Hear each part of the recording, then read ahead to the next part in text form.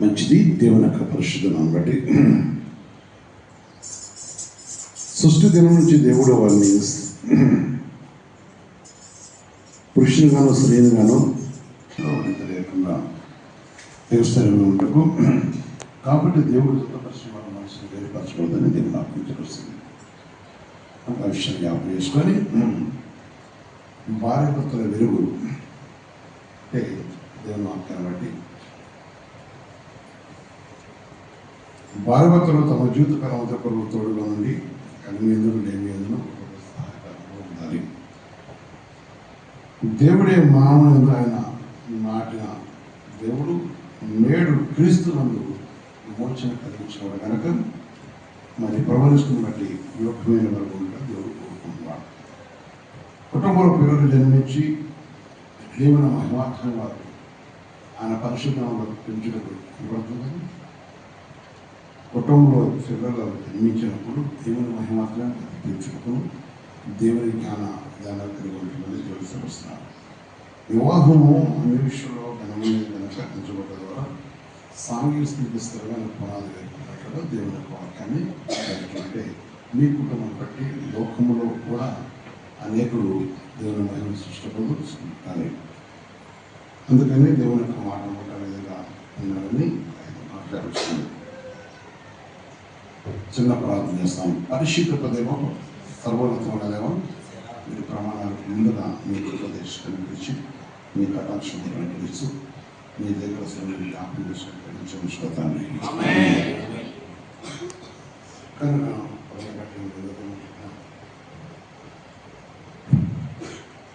మంచిది. దేవుని యొక్క పరిశుద్ధమైన సన్నిధి విషయాన్ని గ్రహించి వాక్యమైన దేవునితో కలిగి ఉండడం కోసం దేవుని యొక్క మాటతో నిలిచి పరిశుద్ధ దేవుని నిలిచిన వారి సర్వోన్నత దేవుని మరి మీ యొక్క విధానాన్ని మీ ప్రవర్తనగా మార్చుకొని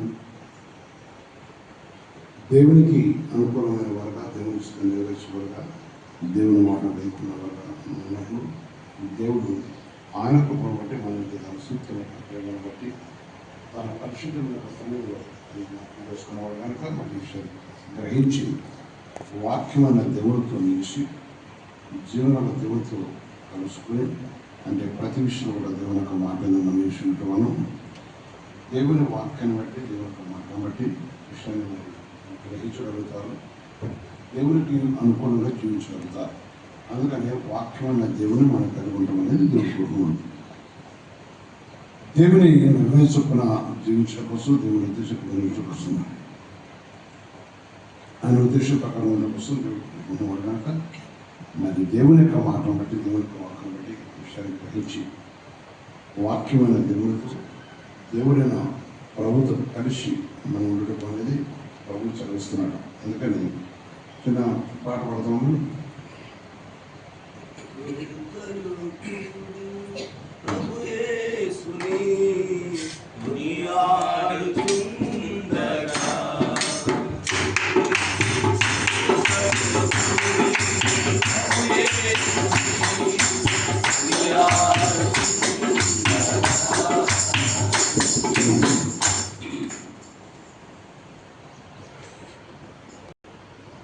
చెప్పే విషయం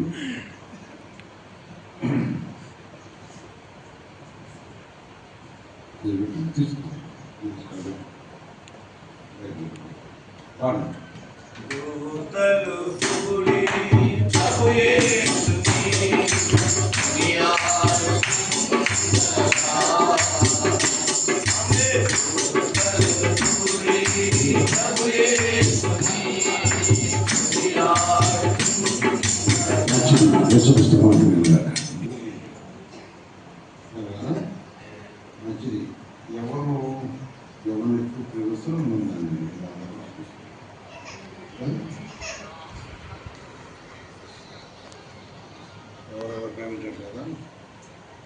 నడిస్తే తొందరగా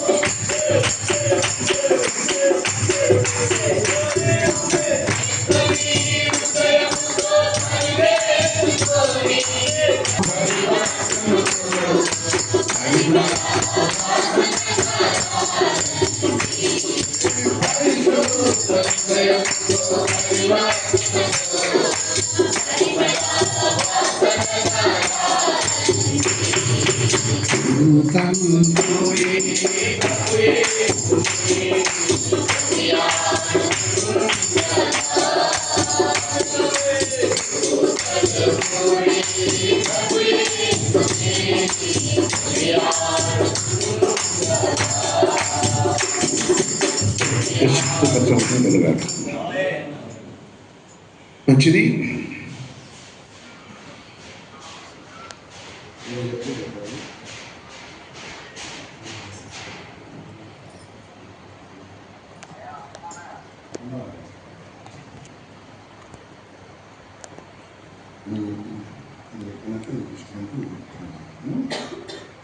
దేవుని నిర్ణయించుకున్న పరిశుభ్రతకు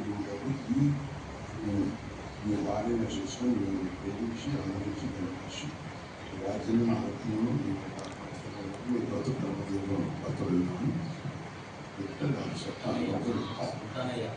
రాముదవా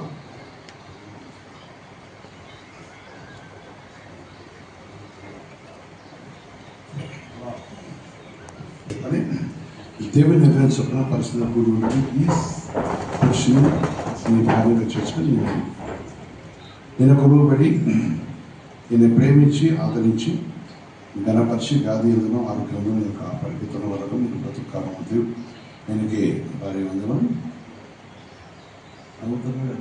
భార్య ఆయనకి భార్య వందనం ఇంకా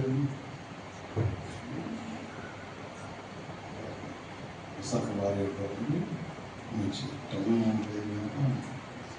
మంచి మంచి యేసుక్రీస్తు కలిగాక కూర్చొని మాట్లాడదాం. వివాహం నిశ్చయకరమైనది. ఇప్పుడు ఎదురు పెద్దలుగా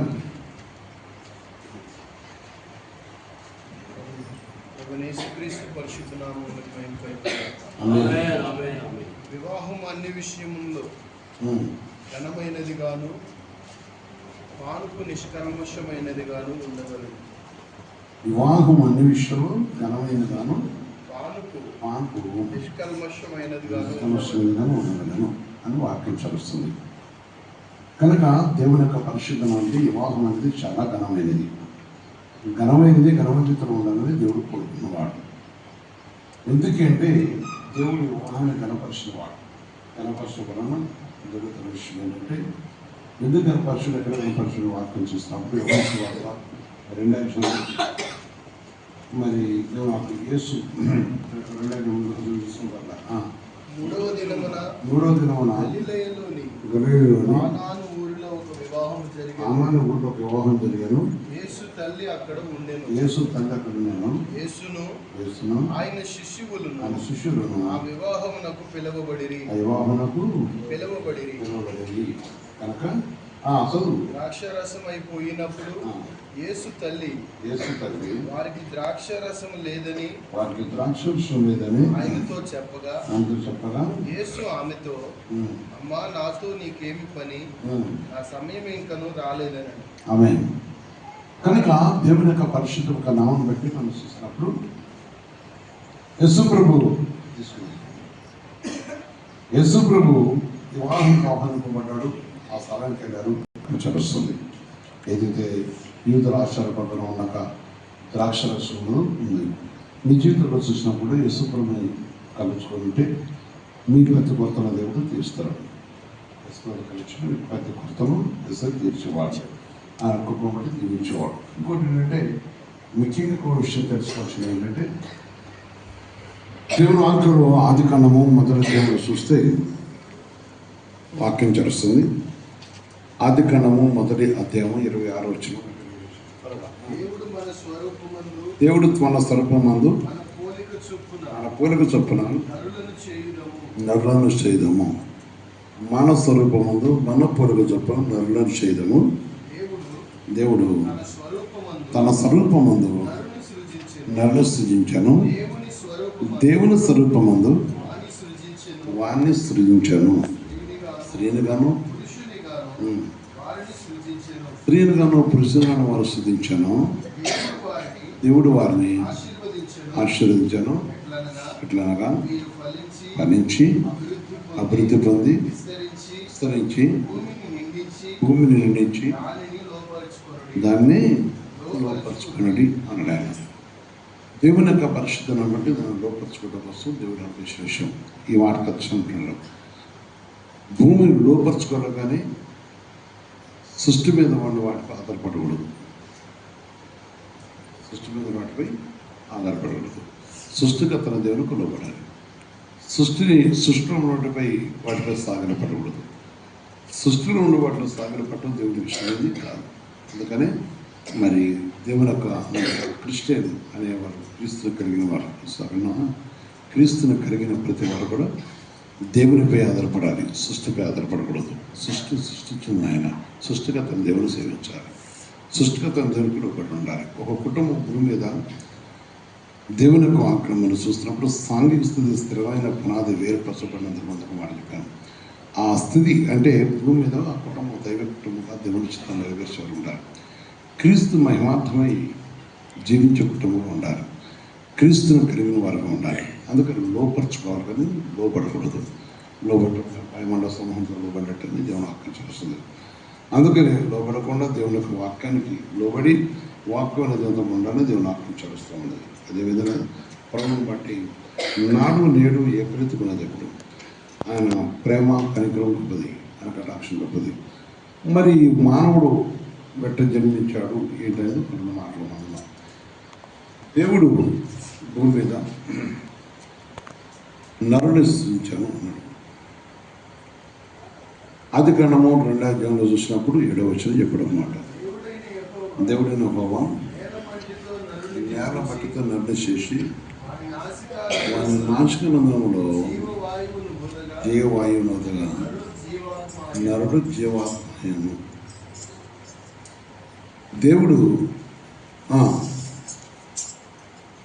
దేవుడు తన పరిశుద్ధతను బట్టి ఆయన సృష్టించిన విధానం నేల మట్టి తీసి నరుడు చేశాడు. నరుడు తన స్వరూపంలో చేసుకున్నాడు. మరి ఇప్పుడు దేవుడు ఎట్టున్నాడు?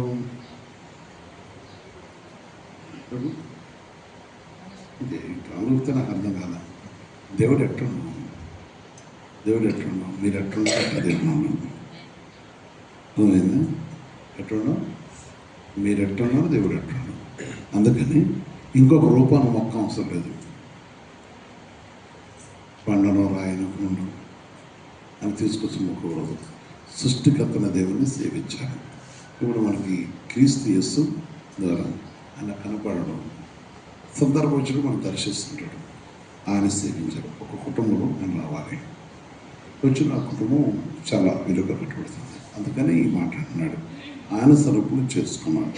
ఆయన సరుకులు చేసి నరుడు ఒంటరిగా ఉండడం మంచిది కాదని దేవుడు చూసి 10వ వచనం చెప్తాడు. నరుడు ఒంటరి దేవుడైన యెహోవా నరుడు ఒంటరిగా ఉండటం మంచిది కాదు, వాని సాటి అయిన సహాయము వాని కొరకు చేయుదుననుకొనెను. ఏం చేసాడు?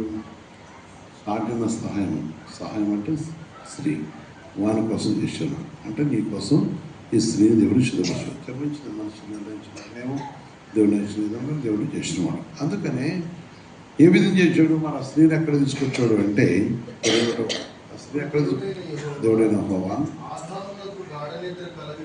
ఆదామునకు గాఢ నిద్ర కలగజేసి నిద్రించినప్పుడు అతని పక్కటెముకలలో ఒక దానిని తీసి పూడ్చివేసి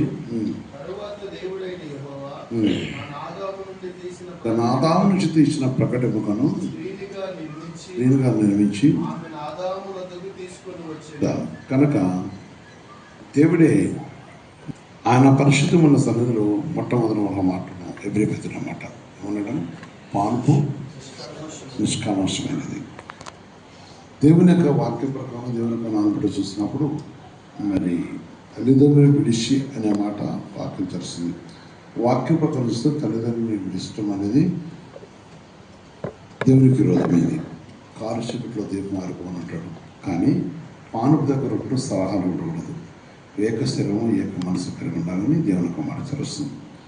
ఏక శరీరం ఏక మనసు కలవాలి ప్రభునందు చూడాలని దేవుని వాక్యం తెలుస్తుంది. అందుకనే తనకు ఆ మాటను బట్టి తన వాక్యం బట్టి గ్రహించి వాక్యమైన దేవునితో మనం కలిగి నిలిచి మంచిది. దేవుని కలుసుకున్నాను మంచిది. అదేవిధంగా తల్లిదండ్రులు విడిచి ఇప్పుడు తల్లిదండ్రులు విడిచిపెట్టే వచ్చినా కానీ మరి ముందు కూడా దేవునితో కలిసి ఉండాలి. పరిశుద్ధ దేవునితో కలిసి ఉండాలి. ఎందుకంటే దేవుని వాక్య ప్రకారం ఈ రాజు నీ రాజు 45 కీర్తనలను చదువు. కుమారి ఆలకించము, ఆలోచించే వేగము, నీ సృజనమును, నీ తండ్రి ఇంటిని మరమము. ఈ రాజు నీ ప్రభువు, అతను నీ సౌందర్యమును కోరినవాడను దాన్ని నమస్కరించము. అంటే ఈ సౌందర్య కోరి నిన్ను తన భార్యగా స్వీకరిస్తున్నది కనుక గౌరవించాలి. గౌరవించాలి. అందుకని నీ తల్లిదండ్రులు విడిచి నీ భార్యను అని నీ స్వజనుని విడిచి నీ రాజుని అంటే ఈ రాజుతో కలిసి ఉండమని దేవుని వాక్యం కనుక ప్రభుని అంటారు కదా విషయం. అందుకే ప్రభుని అంటే దేవుని భయమును భక్తి కలిగి ఉండాలి. 120 కీర్తనలో 128 యెహోవాయందు భయభక్తులు కలిగి ఆయన త్రోవలందు నడుచువారందరూ ధన్యులు. నిశ్చయముగా నీవు నీ చేతుల కష్టార్జితము అనుభవించుతావు. నీవు ధన్యుడవు. నీకు ఎప్పుడు యెహోవాయందు భయభక్తులు కలిగి ఉన్నప్పుడు తప్పకుండా నీకు మేలు కలుగును. నీలోకటి నీ భార్య ఫలించు ద్రాక్ష వలన. అంటే నీ భార్య ఫలిస్తుంది ద్రాక్ష వలన.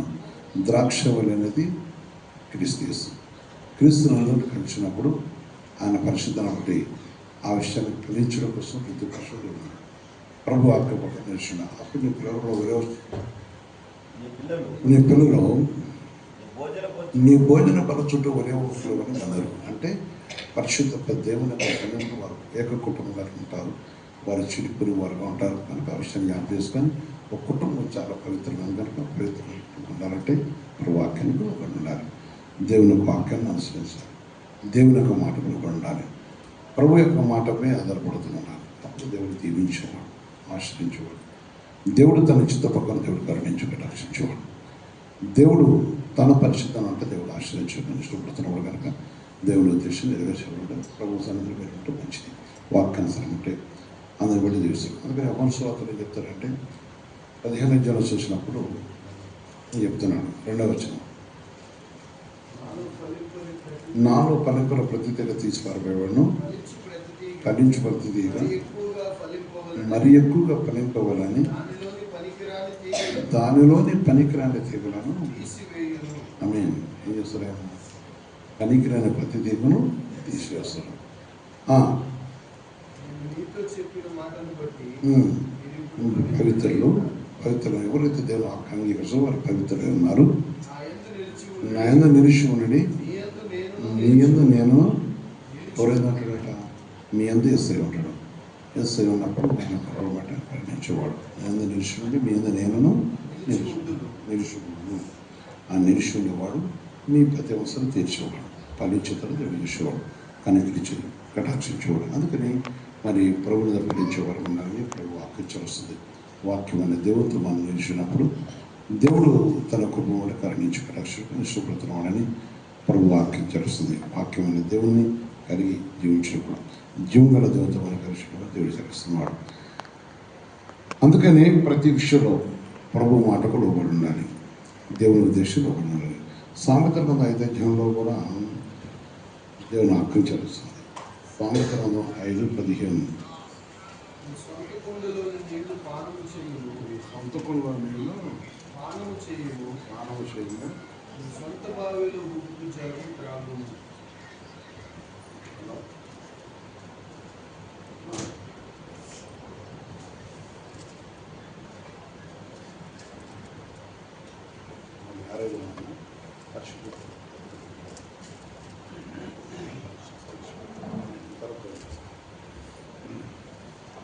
యశుకృత పశువులు నీ సొంత కుండలో నీళ్ళు స్నానము చేయము, నీ సొంత బావిలో ఊటము జలం త్రాగము. అదేండి సొంత కొండ ఉందా? ఉందా? ఎవరు యశుకృష్ణ మహిళ కాక. సరే నాకు టైం అవుతుంది. 11 చేయము. యోగ్యురాలు తన పెరుమిడికి కిరీటము, సిగ్గు తెచ్చినది. అంటున్నా, యోగ్యురాలు తన పెరుమిడికి కిరీటము, సిగ్గు తెచ్చినది వాని ఎముకలకు కుళ్ళు. అంటే యోగ్యమైన ప్రవర్తన కలిగి ఉండాలి. యోగ్యత అనేది చాలా ప్రాముఖ్యమైనది. యోగ్యమైన ప్రవర్తన కలిగి ఉండటం వల్ల దేవుని వాక్యం బట్టి కిరీటము అంటే ఒక కిరీటం ఎవరు పెట్టుకుంటారు చెప్పు?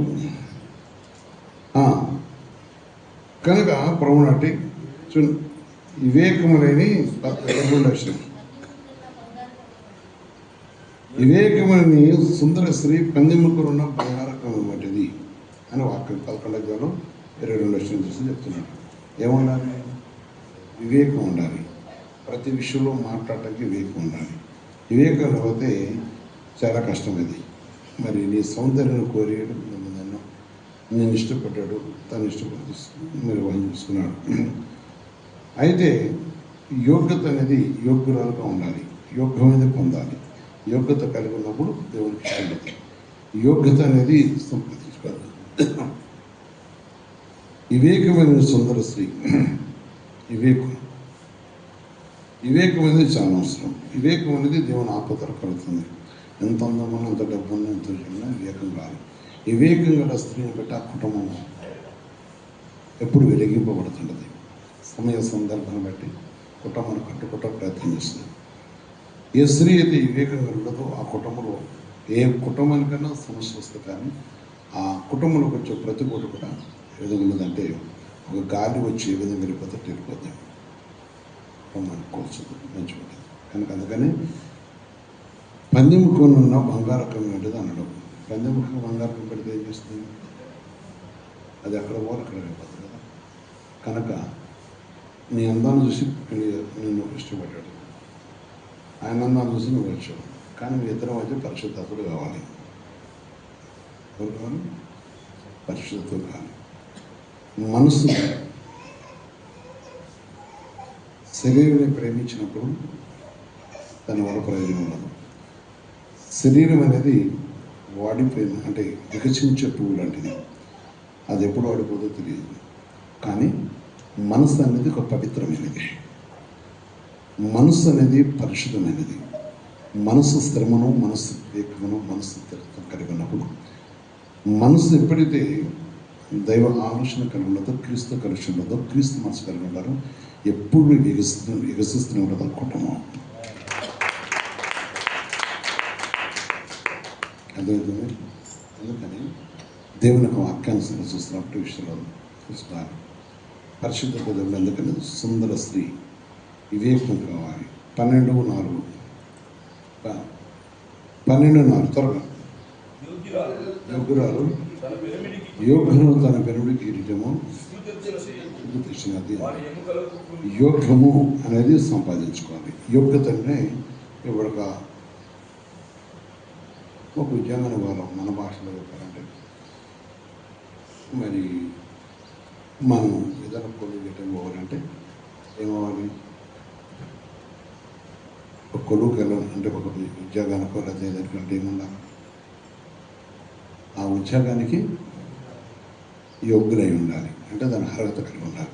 అప్పుడు దాన్ని జాబ్ చేస్తూ తీసుకుంటారు కదా. అట్లనే యోగ్యురాలు అంటే ఒక కుటుంబానికి యోగ్యమైన క్రియ కలిగి ఉన్నప్పుడు ఎప్పుడు కూడా సమాధానం కలిగి ఉంటారు. భర్తకి కిరీటంగా ఉంటుందని చెప్తున్నాడు.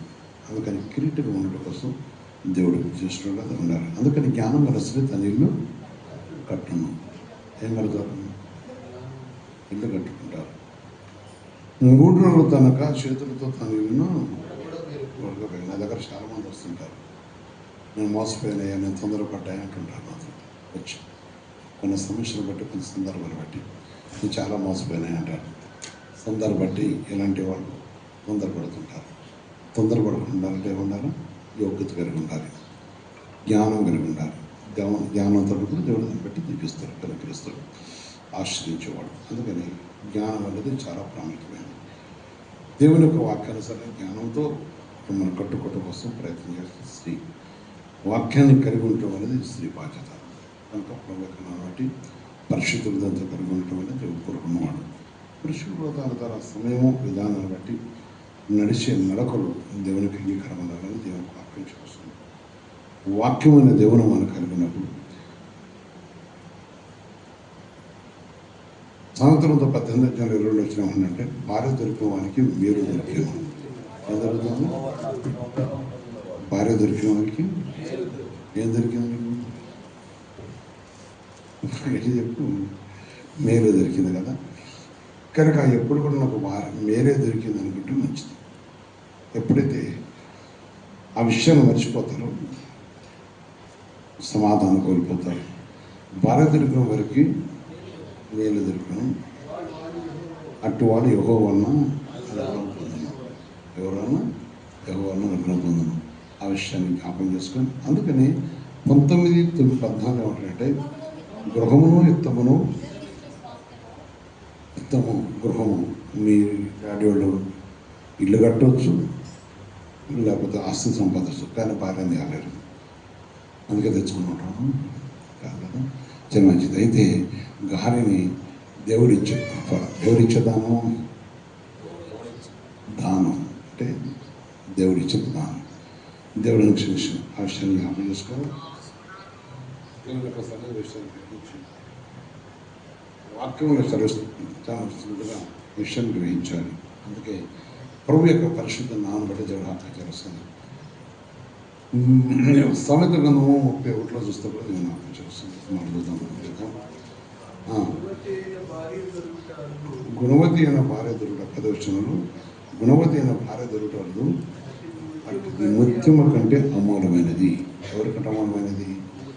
నీ వారి నీ దృష్టికి ముత్యం కంటే అమూలమైనది. మంచిది. ఎప్పుడు కూడా అమూలంగా చూడాలి. ఆ గుణవతి అయిన భార్య దొరుకుట హరదు అంటే ముత్యం కంటే అమూలమైనది. ఆమె పెనుమిటి ఏమిస్తున్నట? ఆమె పెనుమిటి ఆమె యందు నమ్మిక వచ్చును, లాభాప్తికి వెలితి కలగదు. అర్థమవుతుంది కదా. తన లాభాప్తి ఎత్తు కలగదు. ఆత్మీయ జీవితంలో కానీ, కుటుంబ విషయంలో కానీ, నా విషయంలో కానీ ఎప్పుడు కూడా చాలామంది జీవితంలో లాభప్రాప్తికి వెలితి అనే విషయం వస్తే ఫస్ట్ ఆఫ్ ఆల్ ఏంటంటే ఎముకలు కుళ్ళని ఒక మాట ఉంది కదా. దేవుని యొక్క వాక్య ప్రకారం చూస్తుంటే ఇంకో అవకాశం ఏంటంటే జోడు ముసులు లాంటి వాడు అంటే గయాలైన భార్య దొరకటం. గయాలైన భార్య ఏంటంటే భయంకర వర్షం పడుతుంటే అలాంటి భార్యతోడి పోరు పడుచుండు ఎడతగా పడుచుండు హిందువులతో బంధువులతో సమానం. పోరు లేకుండా ఎవరైతే ఉంటారో వారు గొప్ప మేలు చేసినట్టు. ఇక్కడ ఏముంది? దేవుని అక్కడ ఆమె పెన్మిటి ఆమె ఎందుకు నమ్మకం అతని లాభపాలకి వెలితి కలగదు. అంటే వెలితి కలగకుండా ఉంటుంది. ఫస్ట్ తన మనశ్శాంతికి సమాధానం కలుగుతున్నది. చాలా మంచిది కనుక ప్రభు నోటి అవుతుంది కనుక దేవుని స్థితి విషయాన్ని జ్ఞాపకం చేసుకొని మరి ప్రభు నోటి దేవుని వాక్య ప్రకారం దేవునికి వాక్యం చూసినప్పుడు అన్ని విషయాలు కూడా దేవునికి లోబడటం అనేది దేవుడు కోరుకున్నవాడు. ఆయన ఒక్కొక్కను కనికరం బట్టి కనికరించి కటాక్షించేవాడు. 21వ వచనం అక్కడ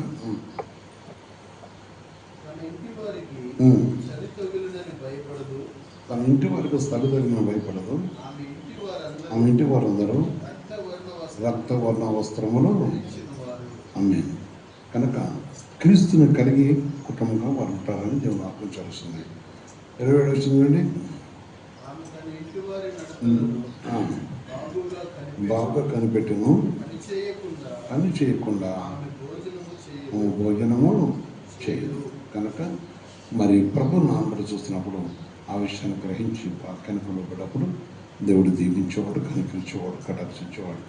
ఆయన పరిస్థితుల్లో దేవుడు దీవించేవాడు. దేవుడు మార్చి వస్తుంది. 30వ వచనం కూడా ఒక మాట చెప్తాడు. అందము మోసకరము సౌందర్యం వ్యర్థము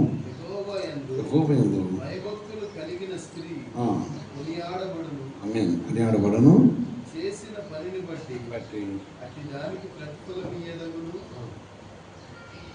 కనుక ప్రభు మహాప్రభుట విషయాన్ని గ్రహించి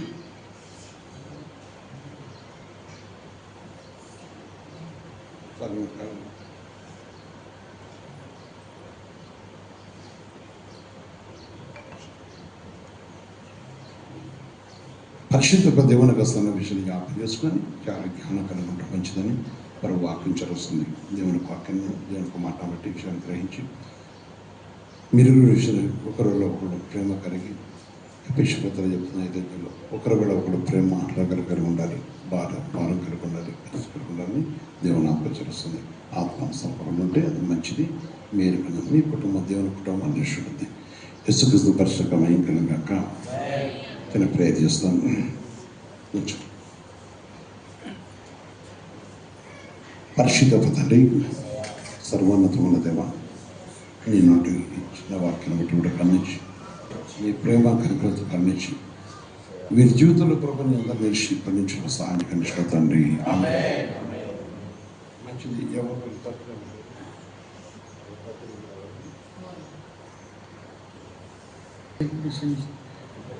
యేసుక్రీస్తునకు మహిమ కలుగాక.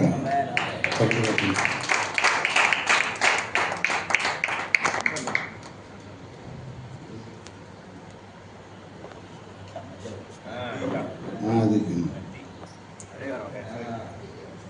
మంచిది మంచిదండి. ఓకే. యేసుక్రీస్తు పరిశుద్ధ మహిమ కలుగాక. నీ పేరు ఏం పేరమ్మా? ఝాన్సీ. మంచిది. దేవుని యొక్క పరిశుద్ధ నామం బట్టి మరి ఇది కన్యాదానం అంటారు. ప్రభు బట్టి సంఘంలో సంఘ పెద్దగా అది కార్యం చేయడం దేవుడు ఉపయోగించినాడు. యేసుక్రీస్తునకు మహిమ కలుగాక. మీరు పట్టుకోండి. ఓకే, థ్యాంక్ యూ అండి.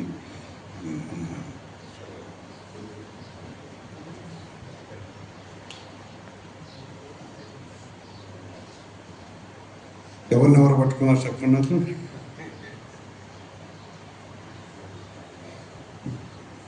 ఎవరు పట్టుకున్నారు? కూతువేరా? గదమని చెప్పాలా మీ నాన్న చెప్పాలా? మరి చెప్పు తొందరగా. ఎవరు పట్టుకున్నారు? టైం అయిపోయింది. ఎవరు పట్టుకున్నారు? నేనే పట్టుకున్నాను. మాట్లాడు. పట్టుకుంటే చెప్తే ఎవరు పట్టుకుంటే వాడు చెప్పాలా? పట్టుకోలేదు.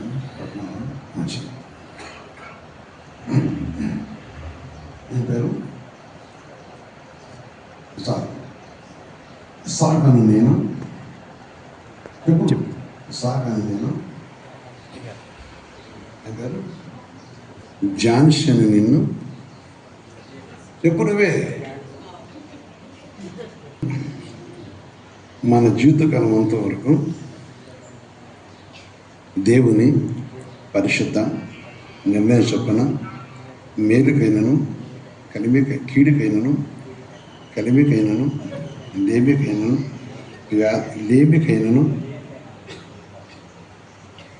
వ్యాధి అందును ఆరోగ్యమందును నిన్ను ప్రేమించి సంరక్షించుటకై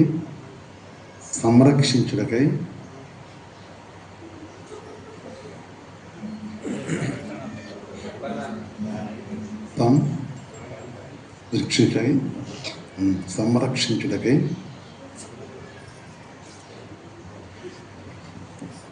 నా భార్యనగా అంగీకరిస్తున్నాను. ఎలాగో జరుగుతానని దేవుని ఎదుటను సంఘం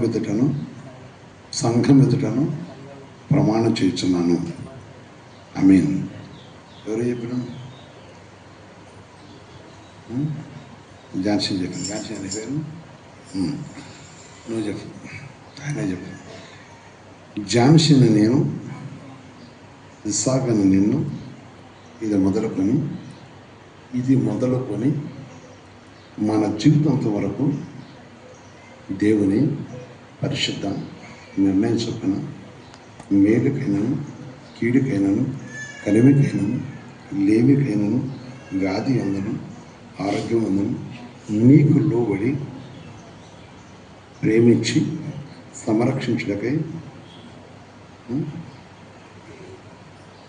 ఇద్దరు అనుభవం వచ్చినారా? సంరక్షించుటకై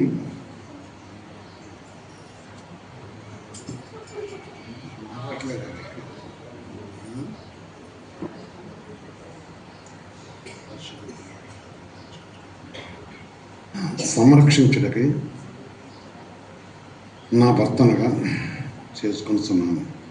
ఎలాగూ జరుగుతానని దేవుని ఎదుటను సంఘం ఎదుటను ప్రమాణం చేస్తున్నాను. ఎవరు చెప్పాను? వినపడదని యేసుక్రీస్తునకు మహిమ కలుగాక.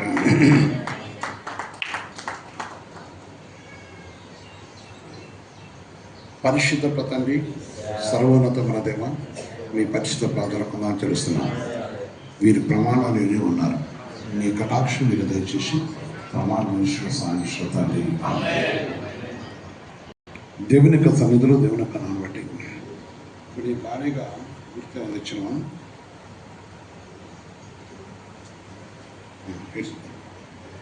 పెట్టింది పాట ఎత్తమన్నా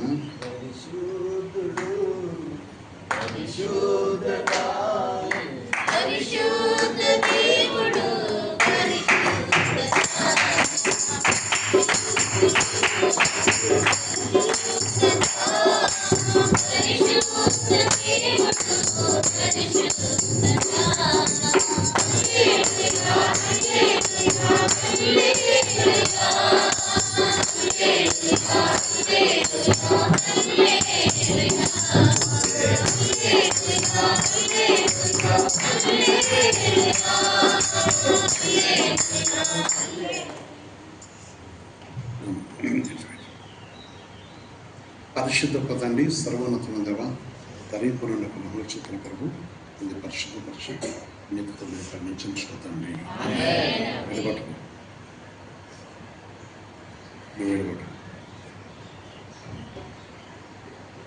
పైకి కట్ 3 వేసి పట్టు పాడు.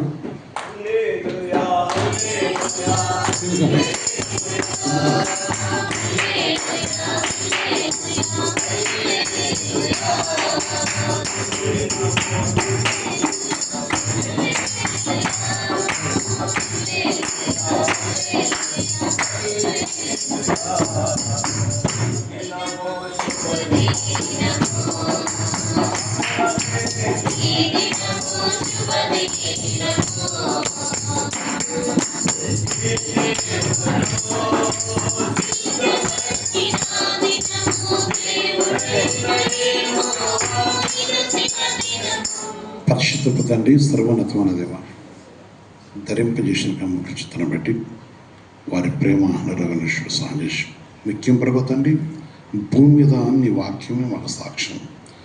నీ వాక్యాన్ని కలిగి ఉన్న ప్రతి వారి ప్రభుత్వం నీ ప్రేమ నిలుచుంటారు. అదే ప్రభుత్వాన్ని వీరి ప్రేమ అనురగత నిష్ఠకు భారీగా తన సూచనగా కట్టి ఈ దేశ విధానాన్ని బట్టి కనుక్కున్నాం. ధరింపజేసిన నిలుచుతనం బట్టి ప్రభుత్వండి వారి జీవితకాలంలో గుర్తుగాను నీ మహిమకరము వారి నన్ను గతాన్ని జీవిత నిష్ఠలో సాయం చేసిన తండ్రి. ఆమె ఓకే. యేసుక్రీస్తు పరిశుద్ధ మహిమ కలిగాక పట్టుకో. నాతో చెప్పు. నిత్య నమ్మకమునకును స్థిరమైన ప్రేమకును సూచనగా ఈ మంగళసూత్రము నీకు ధరింపజేసి ఉన్నాను. మరియు నా శరీరముతో నిన్ను ఘనపరిచి నా ఆస్తి అంతటిలో నిన్ను పాలి భాగస్థురాలుగా చేసుకొని ఉన్నాను. ఆమేన్. చెప్పలేదు కదా.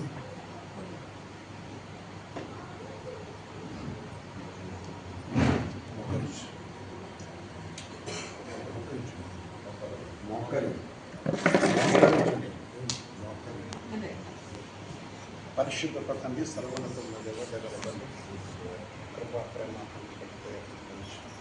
సర్వోన్నతమైన దేవుడు నేర్పించి మీకు కాంక్షలు తెచ్చిస్తూ మీ మహిమను పెట్టుకుంటుంది.